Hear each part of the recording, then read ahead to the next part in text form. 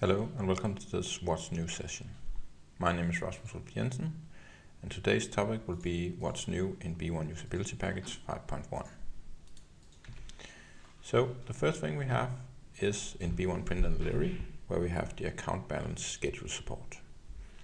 So in the past, when schedule was introduced in B1UP 5.0, we did have every single mass delivery except for the account balance. The account balance was promised for 5.1 and we have now delivered that, so you can choose your schedules, run a schedule on the account balance with some filters on.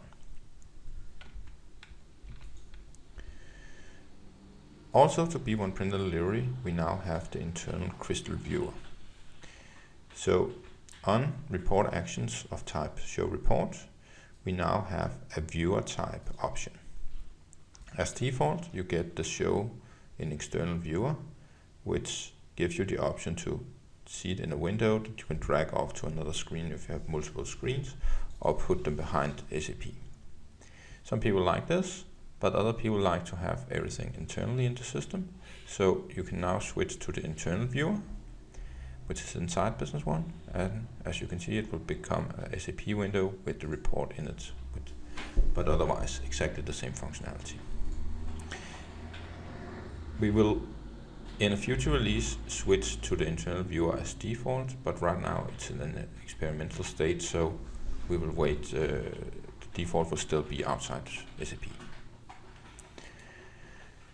Next up is in the exchange rates, where we have that we can schedule override the exchange rates if needed. So if you use the online exchange rates and you have server components enabled, you have the option now to say always update exchange rates even if they are filled out.